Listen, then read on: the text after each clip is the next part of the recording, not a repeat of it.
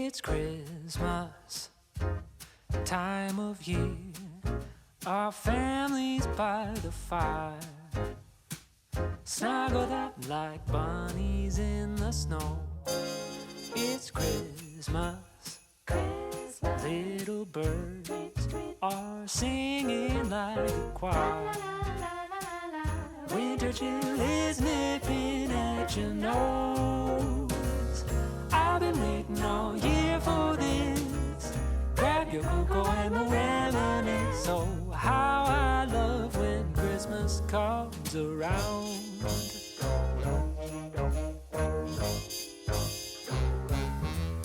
It's Christmas, burnt the pie. Who cares, it's still divine. Divine, so fine. Give me all the whipped cream you can find. It's Christmas, records on, trim the tree and sing along.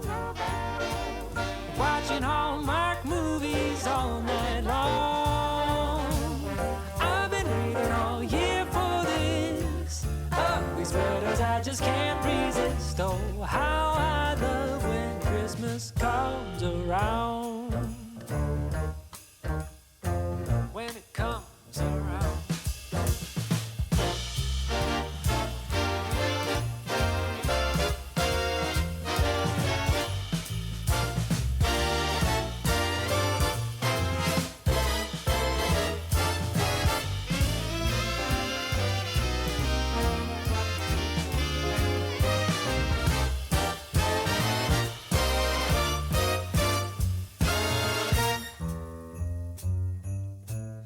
It's Christmas, candlelight, midnight carols at the church. Singing, let there be peace on earth. I don't need a single gift. There's no present that compares to this. So I just love when Christmas comes. I love when it comes around. Oh, I just love when Christmas comes around. You know I love when Christmas comes around.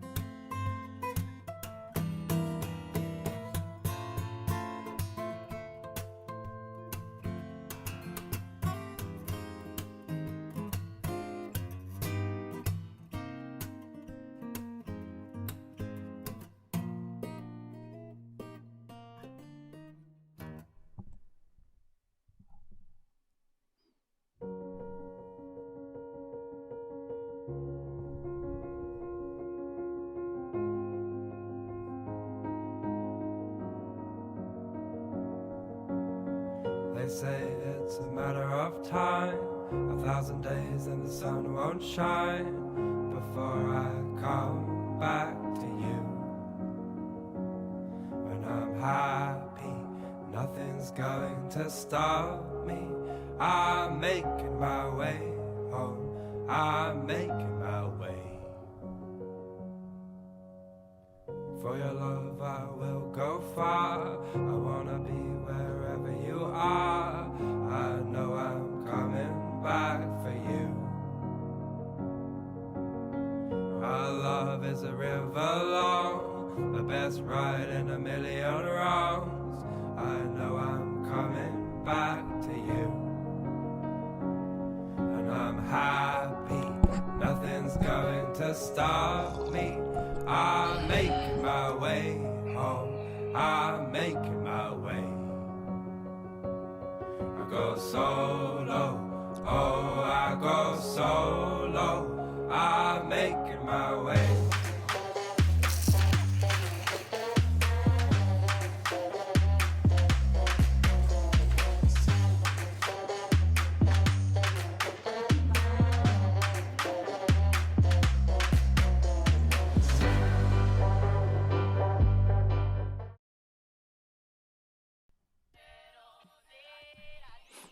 Hey guys, we're live. We're live. Welcome to I guess I gotta call it Sunday late night coffee show. It was actually my wife's idea.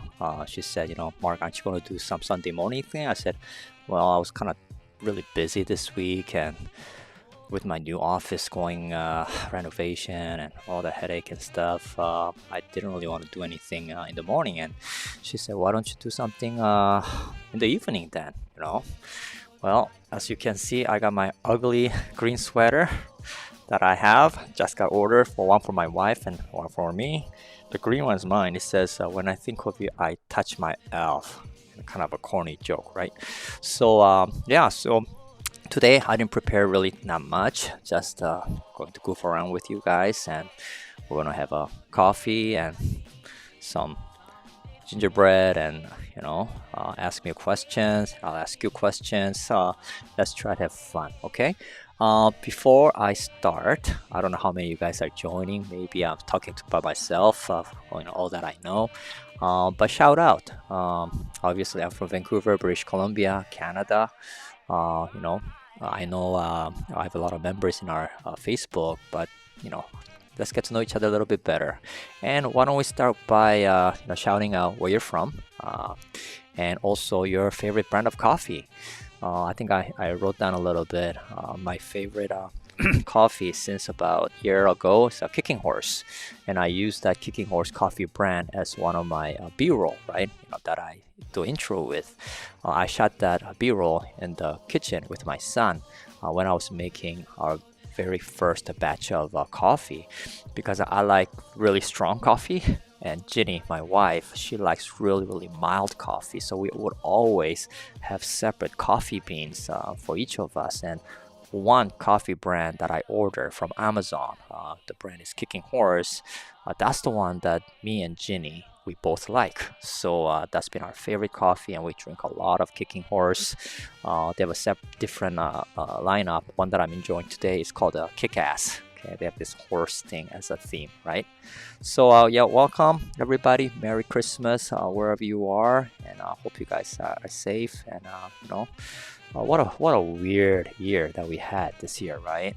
So but we're almost end of it, and God gave us 12 months, and 1 year goes down and another new year comes up. So I mean, I look at it this way: year 2021 can't be any worse than 2020, right? So let's be hopeful, and let's start the evening. So this is the first coffee show, and I think I'm going to show you this slide, right? Let me see if I can go picture in picture.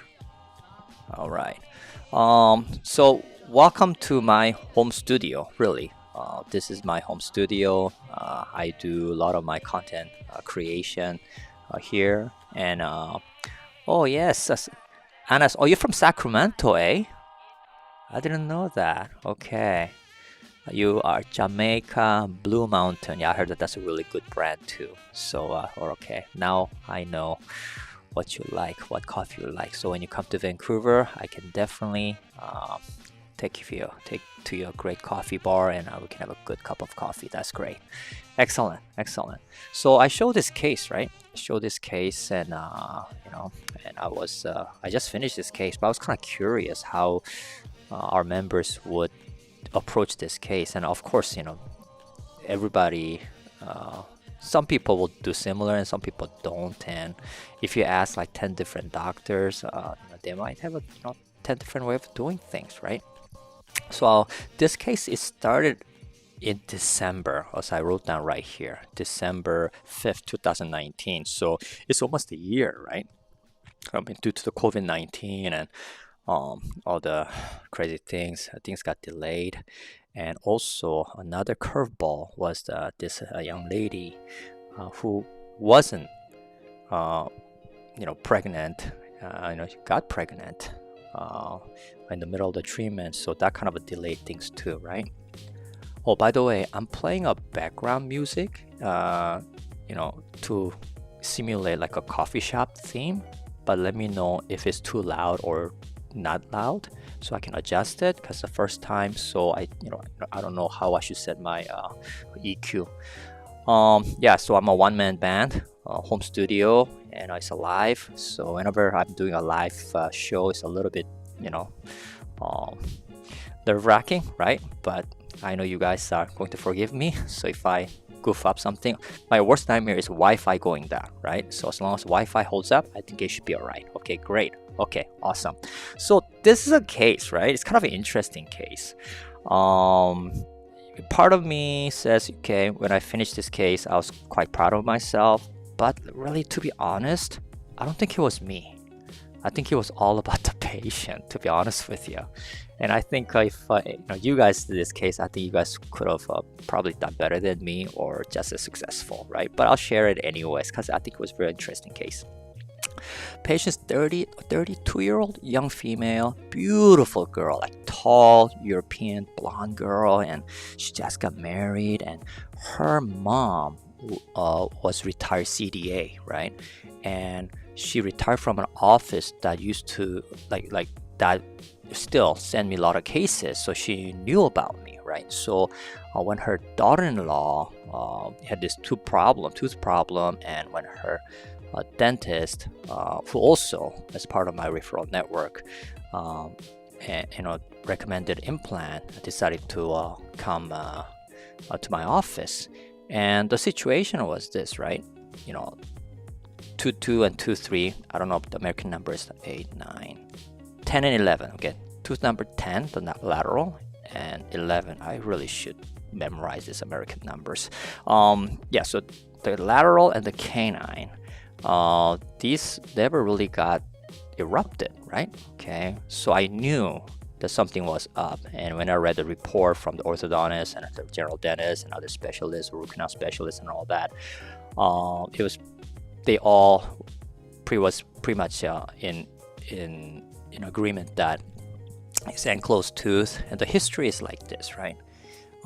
She had this trauma, right? She had this trauma when she was like early teenager, and no, it wasn't a trauma.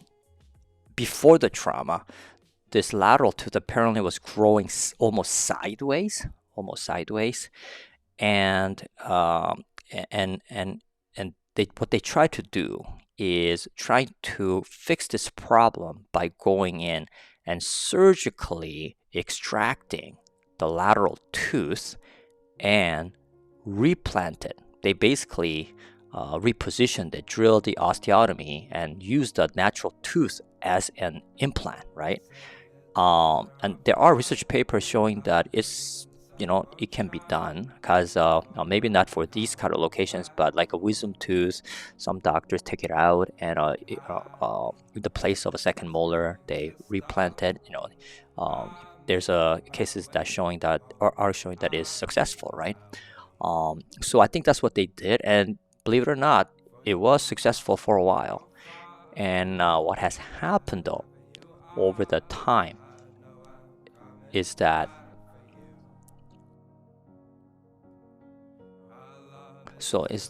over the time, basically, the 2-2 and the 2-3 got enclosed and it stopped erupting, right?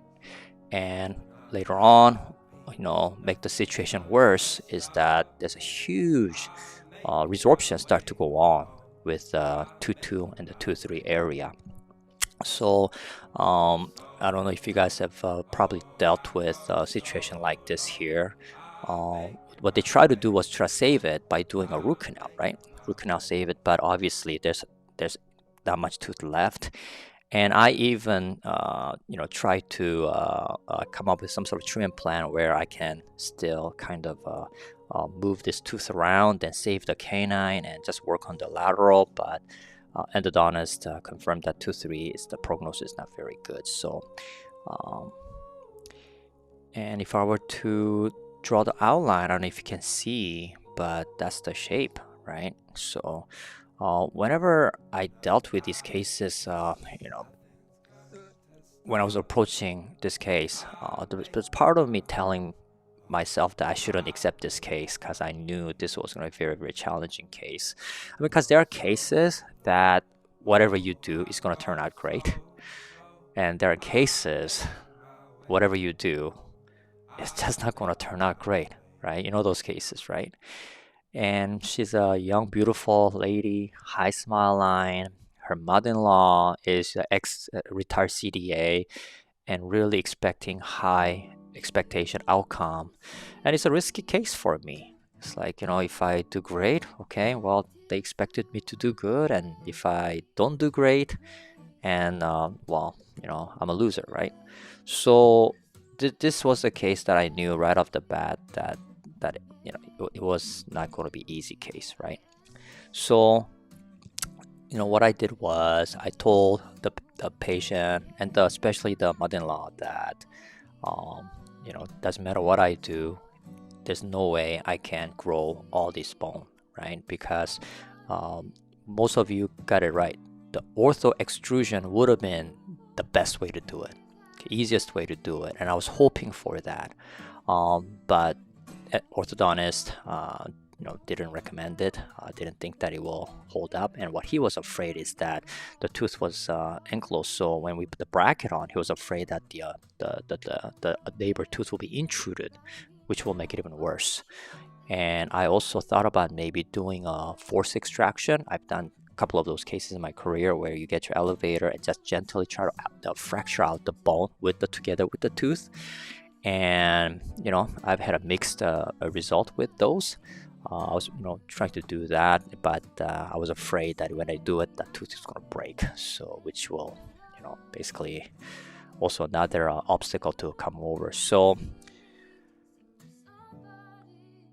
how would you treat this case, right? So a lot of you guys said, okay, ortho. Well, you know what? That wasn't going to happen for me. So took some photos for pre-op. Back then, moderate crowding, but the tissue is pretty healthy and patient's young. The thing about young patient, it goes both ways, right? Several obstacles for me is one is, okay, whatever the treatment that I do, it has to last. Right? It's not like me working on a patient who's 70 or 80. Their really expectation is not really cosmetic. Most of it is like a function. But when you have a young lady like this here in her early 30s, she has many, many years to live, and you want something that's going to last a long time. That's one. And second is that this case is not going to be a perfect case, right? There's going to be a compromise case, right? And especially a soft tissue, that's going to be a big problem because I really didn't think I can gain back the amount of soft tissue and the bone defect that would be present after I did extraction, right? I'm good, but I'm not that good, but the good thing about it, on the other side of the token, a young patient, they heal amazing. Like for me, I truly think that a good result, good outcome is really 50-50. 50% of what I do, and the other 50% is how patient heal. And I really think that way. So, high smile line, high expectation, but also young patient, a good healing potential, and that's what I'm hoping for, right?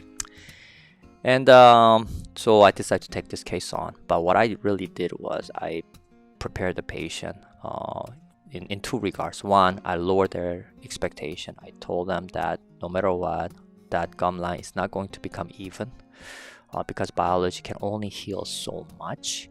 I'm going to have to do a quite extensive bone augmentation and tissue augmentation and whatever the possibility, right? Fixed temporary bridge. It's going to take a long time. So what I really did was I really laid it out and told them, all the possible bad thing can happen, right? Okay. And they seem to understand it, right? And because what you don't want is, I don't want to promise a good result when I know that it might not become that way, right? There's a lot of unknown factors here. So what I decide to do for this case is do what I call soft tissue and symmetry analysis, right? And I think a lot of you guys still do this. Nothing fancy. It's not like a DSD or fancy stuff. You just need a good front photo, right? A good photo. With your DSLR camera, or if you have an iPhone, you can do that as well. With a good lighting, get a good proper symmetry photo. And what I do is trying to find out what my final tissue level outcome that I should be aiming for. Not necessarily that I'll achieve, but what is the ideal gum level that I'm hoping to get close to, right? And this is the gum level that I was hoping to achieve, right? And how I got around that is by doing this simply on your Keynote or PowerPoint. I cut the photo in half, right? I cut the photo in half, and then what I do is I copy that right side of the patient, which is the ideal side, and then what I did was I flip it over, right? And that gives me more or less the ideal gingival height. And if I can try to achieve that, I think that will be a good outcome, which I know I cannot, but I'm going to try to do that, right? So what we did was we started with CT scan, right? Oops, where's the CT scan? Right here. I don't know if I can see it. Oh, CT scan is not showing.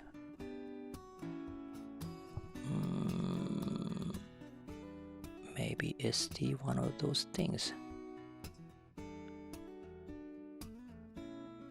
What? I was hoping to show you CT scan this. I don't think I can.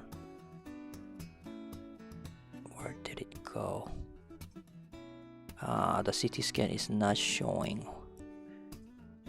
That's too bad.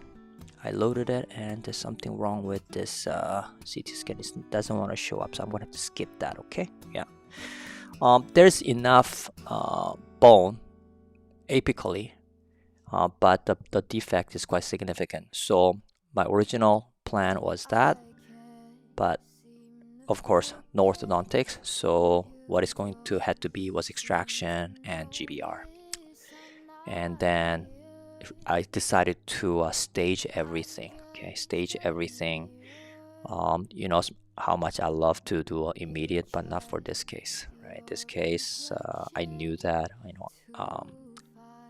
if I make a mistake, that'll be the end of it. So I decided to stage everything and really drag it out.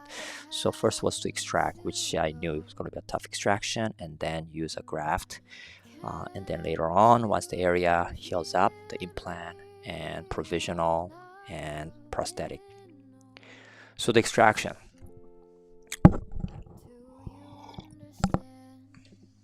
Extraction took me a long time. Everything broke. Everything broke.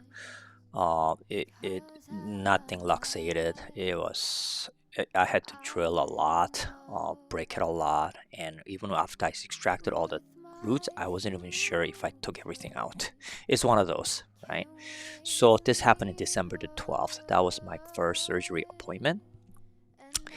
And then what we did was basically a GBR, sticky bone, allograft, and basically packed it in and placed a membrane and one membrane tacked, right? One membrane tacked. And I did the fixed the bonded Maryland bridge there. So all this is a socket, right? All this is the socket. And I overpacked it to this level, but you know, and I know that it's just not gonna stay there, right? Okay, everything shrinks. Doesn't matter how good of the bone grafting is, things shrink, right? So who said one tack? Yes, one tack. Okay. I always joke with Dimitri because when he ever posts up his GBR kits, I think Dimitri's one of the best sausage membrane tack GBR doctor on the internet. And then he shows me the picture of like 5 tags and 6 tags, and then I show him this, and he'll say, from one tag, right? Hey, I'm cheap. Less the better for me. Well, I use, for me, stabilization is if the one tag works, that's one tag. If the one tag's enough, I'll put 2. If 2's not enough, then I'll put 3. How I do GBR for the upper is I don't tag the palatal because it's hard for me to do it. So I use the combination of tacking and anchoring suture, and I use a suture to stabilize my membrane mostly, right? So it doesn't really matter, right? Whether, I don't think technique is so much important. I think the concept and what's your purpose of doing it, right? If you can stabilize your graft, then it will work, right? But if your graft cannot be stabilized, then you need to tack with something or use a mesh or curry, or all these are different technique, and you choose whatever the technique serves your purpose, right? I don't use too many different technique. I used to do block graft and ramus bone and things like that many years ago. It's too traumatic for my patient, in my opinion, so I kind of moved away from that. Hip graft, used to do that in my practice. I moved away from that. And for me, what really made a huge difference is a sticky bone. Just the physical characteristics of something that immobilizes the graft material, and that also helps me to use it together with a membrane if I need to. So that's all I did. One tag. Yep. One tag is all I need, my friend.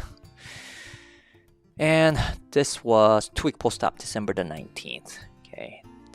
So there is still, you can see the suture right here, 6-0 PTFE suture.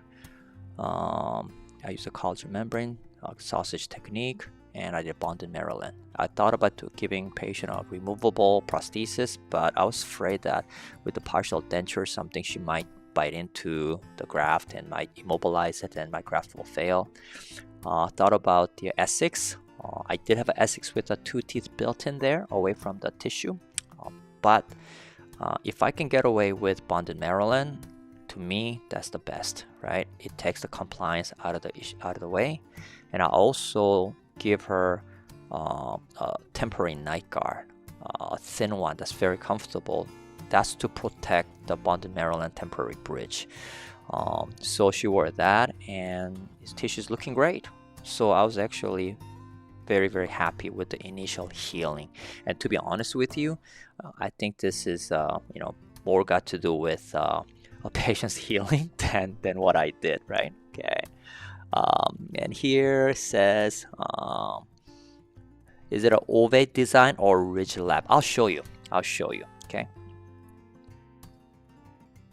Right there. Okay. That is the design. Okay.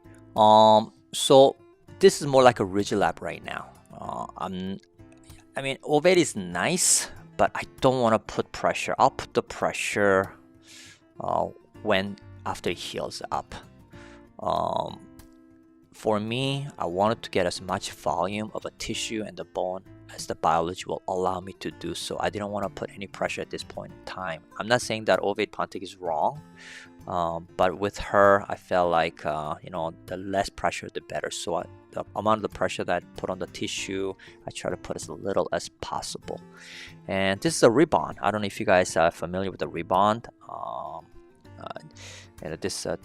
The guy who invented it, I think he's like a multi-millionaire. He must be, right? Because so many of us use it, right? I'm sure some of you guys use it. So basically, I call it a bonded Maryland because it's a rebonded. And Maryland, because it's only by etching and bonding the adjacent surface. It doesn't work well when the adjacent is ceramic, right? Also, the question is pre-lab made, then bonded after? No. I tell you what I used, okay? Good question, guys. Great question. Let me change to camera. Okay. Can you guys see okay? I'm just going to show you. Alright. So, this is an old school. Any of you guys can do it. So, what we did was a record gathering appointment. We took the impression, right? Okay. Up top and the bottom, right? And as you can see here, the gingival level is super high, right? Super high. And what we did was, we did a PMMA wax up, digital wax up, and we have made a template, right? Okay, as you can see right here, this is her gum level. And this is our proposed gum level. We're trying to bring this gum level down by about 3 millimeters. Okay, so my bonded Maryland is based on this wax up that I have. So what we did is before we start, we'll get a lab to fabricate. I have my in-house lab, so I'll fabricate this PVS stencil, right? Okay, and basically we make it out of this, and this is what we use to do a pontic, create the pontic of this, and then once I get that and I remove it, I trim it chair side, and then I basically use a rebound to bond it. Okay. All right. So let me go right here. Okay, so also the question is, have you considered pedicle graft from the palate? You're talking about a VIP flap, right? Not at this point. The thing about VIP for me, I'm not saying that you cannot do it. It's just that I'm not very good to do a VIP together with a sausage. I would separate it. So I will do this first, and if I need more volume, then I will do that later during the time of implant placement. The reason is VIP for me is a really good way to gain the vertical volume of the soft tissue, right? Recreating papilla, and when it used properly, it can do some amazing things. A VIP is not, for me, is the ultimate when I get really desperate to gain that vertical height. Okay, VIP or the Wolverine, the vertical one. But those two technique is really amazing if we can pull it off, right? But the problem for me that I had in the past when I tried to do the VIP flap pedicle graft with the sausage is that the VIP takes up a lot of space, and in order to release enough tissue to accommodate the sausage and the palatal, that's a lot. That's a lot, and for me, I'm not that good to pull that off, so I stage those. So that was exactly my thought process. Get this out of the way, and I probably cannot get enough of the volume vertically, and on the 4 or 5 months later, when I'm re-entering with an implant, I can probably swing out the palate and do a VIP. Right? So we got to give all those estimate beforehand.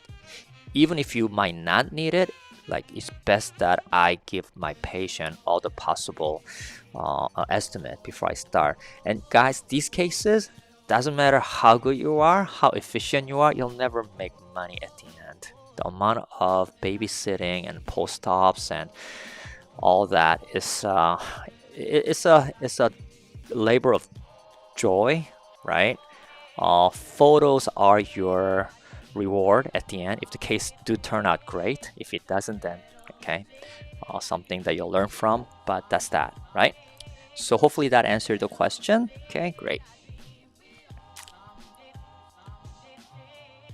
Okay, so let's go through right here. So this is a rebound. For those of you who might not know what rebound is, yeah, there's a lot of knockouts there that's a little cheaper than this, but I've used rebound and really didn't try anything else, and it lasts pretty long for me, right? Because this is not something I use every day, but when I do need to do it, it's amazing. And for patient's perspective, whether it's fixed temporary onto the implant fixture on the same day or temporary fixture glued to the adjacent teeth, fixed temporary is a fixed temporary. Doesn't really matter to the patient, right? But patients do have to be very careful that they do not eat with it, right? I tell my patient, this is the line that I use. Maybe you can use it too if you want to write this down. What I'm going to give you is going to look like a tooth, feel like a tooth, but if you bite like a tooth, it is designed to break. And if you break it, we're going to removable. That's the rules of engagement. Okay, so patient has to be responsible as well. So January the 3rd, 2020. So as you can see, I did not remove the suture the previous post-op. I kept it in there. So what I did was, and I do this often, I keep the suture in there a little longer just to be sure. The reason is some of my sutures are anchor sutures that holds the membrane in. It's not just a soft tissue approximation, so I don't want to remove that suture prematurely, so I leave it in there for 3 to 4 weeks. And in this appointment, seems like everything's healing good. The papilla almost starting to form here, so I'm looking pretty happy. But when you look at the gingival line, it's still not coronal enough, right? Okay, there's still some unevenness, right? And that's one of the problem with bonded Maryland. You're trying to open up the embrasure as much as possible, but because the rebound, it does take up some space, and especially when a patient has a deep bite, rebound don't work that well. So it's a selected cases, right? Okay, her case was a borderline, a little bit deep bite, but not really. So it's working out pretty okay. And I don't know if this one's gonna work. The CT doesn't work again. Damn it. I was hoping to show you this. I think it's some sort of a resolution problem. But anyways, as you can see, this is CT scan. The tech is there, and okay, it worked out pretty good. And let's go here. June the 19th. So we are way past the healing, right? But which turned out pretty good because of COVID-19. Our office was locked down, like many of you guys, and then it gave the area enough healing, right? And because for GBR case like this, you want to wait at least 5 months. At least 5 months for a case like this. For enough healing, and because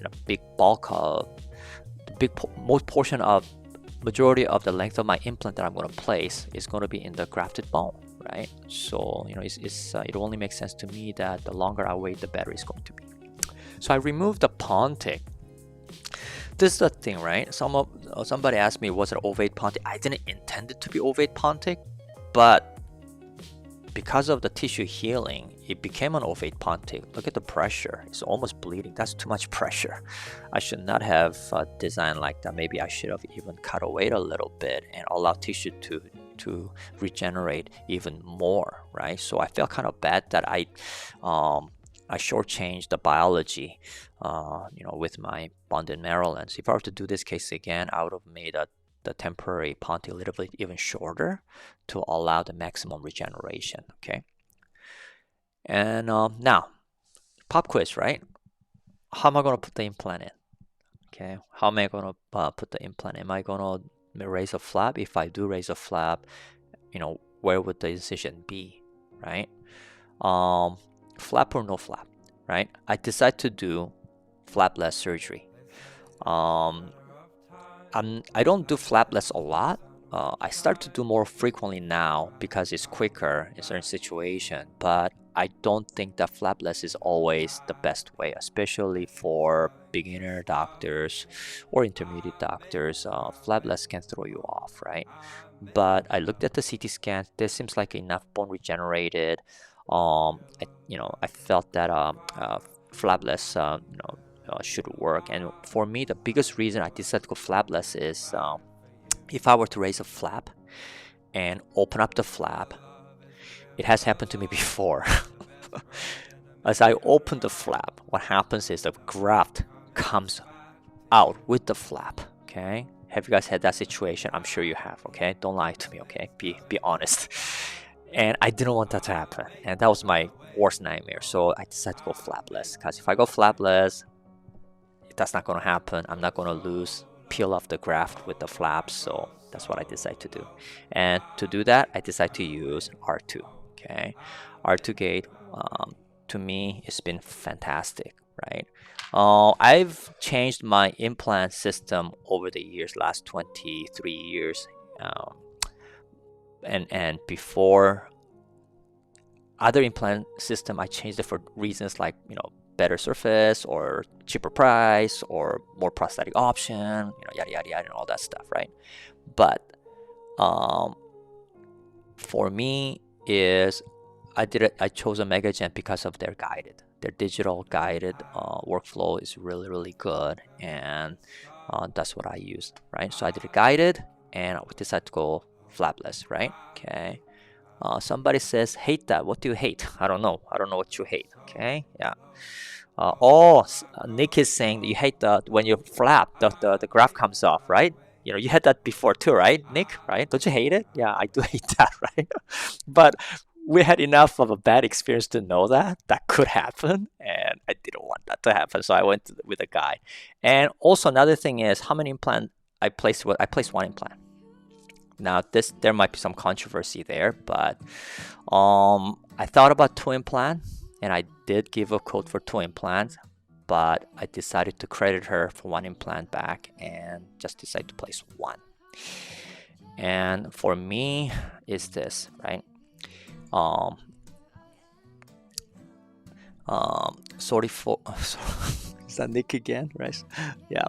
No, I gotcha, Nick. Thanks for joining, man. Thanks for joining. We should go for coffee. Seriously, right? Okay, it's a virtual coffee. So what happens is this, right? I don't know if some of you guys had this experience.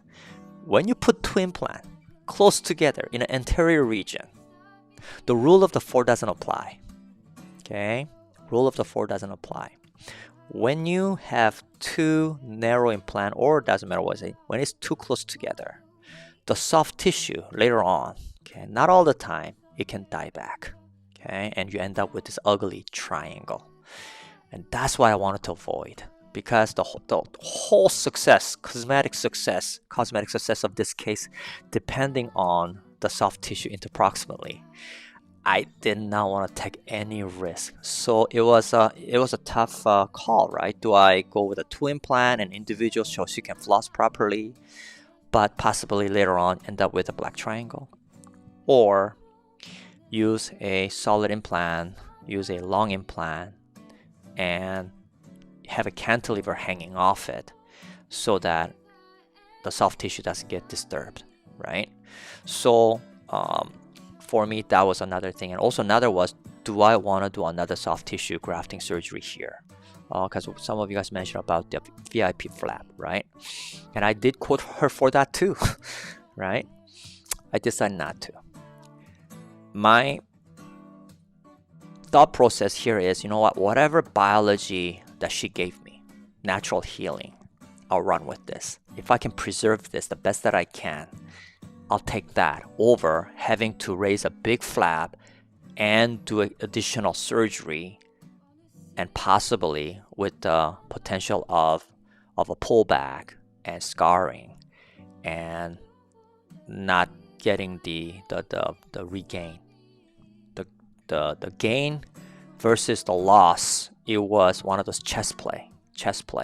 So for me, okay, maybe it's not the perfect height as the Jason, but I think I can run with this at this point. So it's the decision making, no right or wrong. Some of the really good periodontists, some of you guys here might be able to pull that off. But for me, I know my level of a skill, and I got to this point. The patient got me to this point. And I'm going to be very grateful, and I'm going to accept this, and I'm going to run with this, right? For me here, I placed the implant deeper because in the past, I made a mistake of placing the implant too shallow. So if you look very carefully here, the height of this healing abutment is 5 millimeter, right? 5 millimeter height, 4 millimeter diameter, and I've sunk it even slightly below the crest of the soft tissue, because the idea for me is I want the implant platform to be 4 millimeter below the buccal gingiva. So buccal gingiva is going to be somewhere here, right? So that means the implant has to be deeper than the crest of the soft tissue, right? That's one of the problem with flapless, right? So you need to do enough of imagination, right? Imagination in order to pull that off. And again, I recycled the bonded Maryland bridge. I recycled it, right? So this bonded Maryland bridge should get a gold medal, like seriously, right? So basically I've re-etched and then put it back in, and I did a healing abutment instead of cover screw, because I didn't want to put a cover screw and potentially later on trying to freeze it up and go back in there and having to raise flap. So from this game on, no suture, no flap is my golden rule now. From this moment, for this particular case, whatever it takes, I want to minimize the trauma, right? And what I try to do at this stage is try to open up the embrasure just a little bit more to allow the tissue to creep up a little more. And then July, right? Patient came back for post-op. Of course, healing is great because there was no stitches, there was no flap, right? So it's looking good. And I bet you anything this stupid CT video that I put in there is not working again. Anyways, there's an implant here, okay, and let me see right here. I really want to show you that video. My goodness, maybe here, maybe you guys can see this one.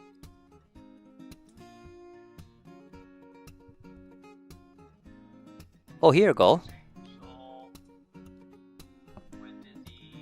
Here, can you guys see okay here, this one? Hopefully, hope so. So if you look at it, okay. Let me know if you guys can see the video, guys, okay.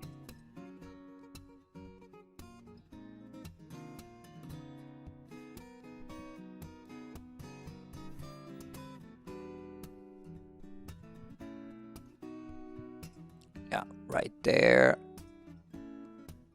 Oh.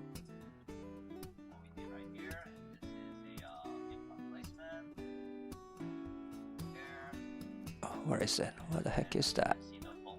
Yeah, see that bone graft right there? Okay, yeah. Right there. Awesome, awesome, awesome. That's great.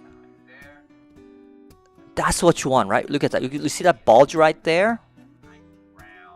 That's what you want. To be honest with you, I don't always get that. That's why I don't think I can take credit for the success of this case. I think it's the biology. She healed amazing. I don't think I could have got this result if the patient was in her 80s. Her healing potential was amazing. My single tech's still there. I refuse to remove it. Okay, I'll leave it there. Okay. Yeah, so that's that. So I'm glad that I was able to show you guys that. Okay, fantastic, fantastic. I am so happy.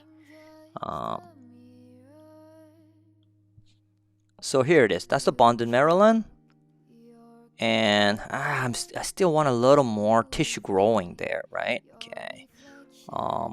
So fast forward October the 20th, guys. Okay, October the 20th, and I decided to make now fixed provisional bridge chair side. Okay, fixed provisional bridge chair side.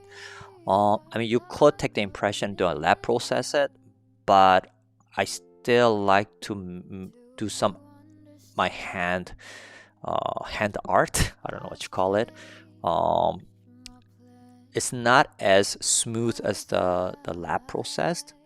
It's not as durable as the lab process, but I don't care about the durability. What I care about is the shape, right? This only has to last me 4 weeks to condition the tissue, right? And I can carve the shape better than any machine can, the way I want the shape to be. So that's what I did. And really the key is opening up the embrasure. Opening up the embrasure and keeping the base as narrow as possible. And I made this screw retained. And that's the tissue, right? So in the November the 17th, patient come back, okay? Tissue has been formed. There's an illusion of the papilla right here, okay? Took the impression for the final, okay? And I don't know if you guys can see clearly here, but right here, that's a composite. Why did I do that? So basically, it is a custom impression technique, isn't it? To capture the shape of the tissue for the proper shape of the emergence profile by the CAD/CAM lab. I never use stock abutment for any cases in my clinic. The lab that I deal with, SkyCAD, and in my house lab, we are able to mill custom abutment pretty much the same cost as the stock abutment. So there's really no reason for using a stock abutment, right? And I talked to like Dimitri. I think he was paying so much money for final prosthetics, like incredible. Like that's in American dollars too, right? I'll tell you how much I charge for a single crown SCRC custom CAD/CAM titanium abutment, properly anodized with the gold hue and a zirconia with a cutback and ceramic with the hole for screw retain, altogether for Canadian dollar of $450. $450. That's like what? American dollar of 300 US dollars. So those of you want to get good quality work and get it at the cheaper price, send it to Canada. Okay, send it to Canada. Seriously. All right, so this is it. Yeah, CAD/CAM, right? CAD/CAM. Okay, here we go. You could get, right? You could get the custom abutment actually anodized for free. They offer that service at no additional charge. And if the patient is a thin tissue, that's what I recommend. That's what I do. But in this case, I didn't have to. Patient had a really good soft tissue, thick enough. So when I did a try-in, seemed to be good. The key is though this, right? Key is this right here. I didn't like the shape of the embrasure. So what I did was, before I inserted, I carved this embrasure out a little bit more, just a little bit more for the tissue to fill in. Never ever I trust the lab, doesn't matter how good they are, for what they send me. I always double check it and I find areas that I can improve. So at least 50% of the cases that come, I'm adjusting, not because it doesn't fit well, emergence profile, okay? Because I know biology better than the lab technicians. Because lab technicians, they don't look at the x-ray, right? They just look at the model. So that's what I did.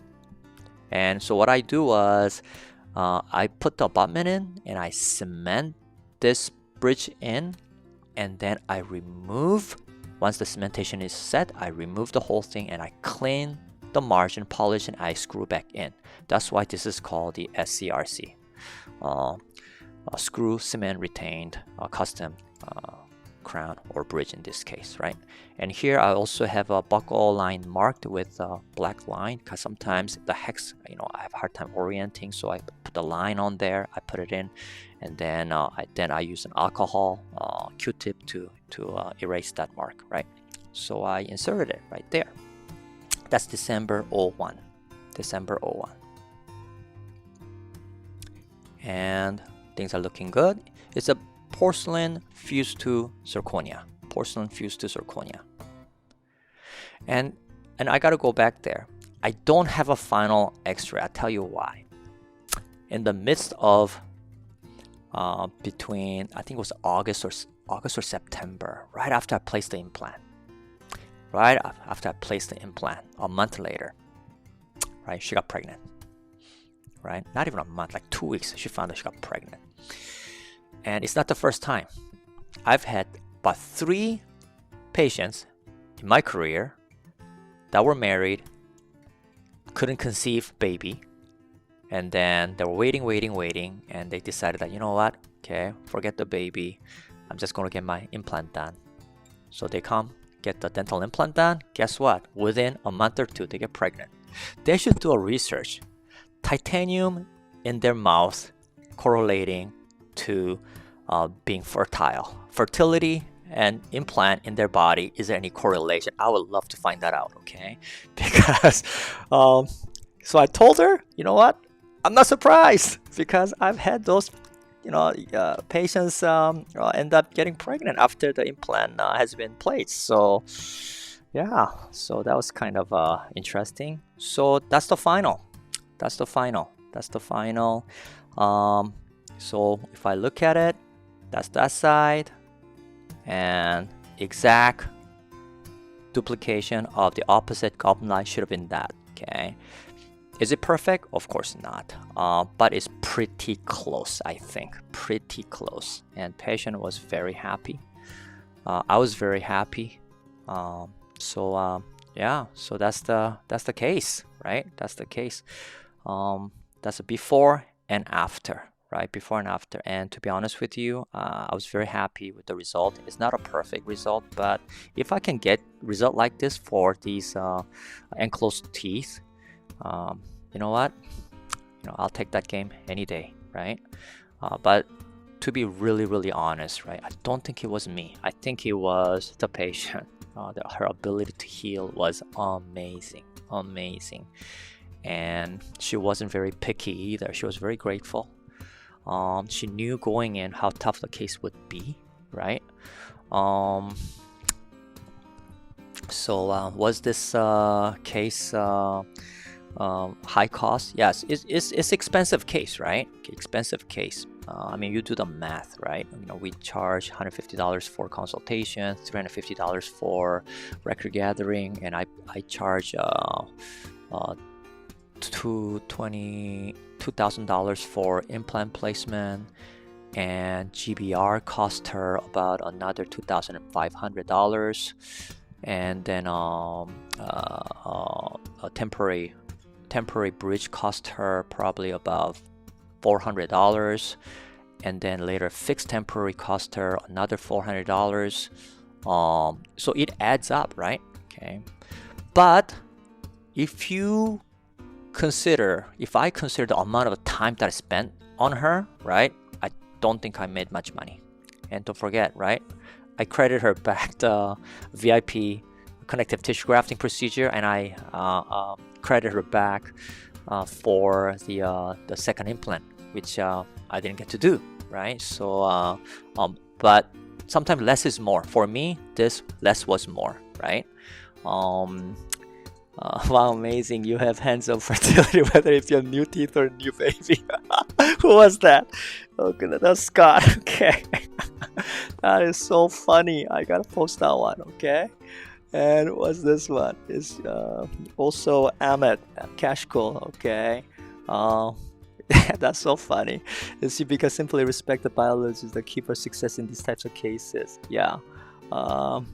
Philly from Remainer Coffee. So anyways, guys, I hope you guys enjoyed it and we had a good laugh, right? So it's the story, right? You remember this episode as the Dr. Kwon, the implant, I don't know, the fertilizer or something, right? Okay, that's so funny. So yeah, so me and my ugly green sweater. Okay, when I think of you, I touch my elf. Okay, so Christmas 2020. Don't forget your toilet paper and hand sanitizer and mask and all that stuff. So it was a crazy year, but you know what? This year I got to really appreciate what we do, and it's a great profession, right? Because to be honest with you, after the 3 months of lockdown, I didn't know how my practice is going to be because my practice so heavily rely on the referral. But you know what? We had one of the busiest year ever after the lockdown, right? So I'm very grateful. I thank God for giving me the opportunity to really make changes to people's lives, right? I think at the end, that's what it matters, right? No one's gonna remember how many implants I've done in my life. No one's gonna remember how much money I made in this life, because none of that matters, right? I cannot take a dime with me when I go to heaven, right? But I will remember these people and the case that I've done, and those I really the opportunity that they gave me to be part of this journey, right? So I told my manager all the thank you card, don't throw those away, because when I die in my coffin, those thank you cards goes in there, right? So I got quite a bit now, right? I'm still collecting, right? So I thank you guys for joining this evening. Took a little more than 30 minutes, but hope you guys had fun time. Okay, and yeah, so thank you very much. And if you have any other question, you let me know. Merry Christmas, everybody. Merry Christmas. Thank you so much for all your support, and I'll try to do one more during the Christmas break, and then we'll do that. This is not recorded today, so once it goes up, it will be coming down, so not everybody get to enjoy the coffee show, but we'll have another coffee show, right? Okay, next time, hopefully not too later. Okay, you guys take care. Okay, I'll see you guys in the New Year's or through the Christmas time.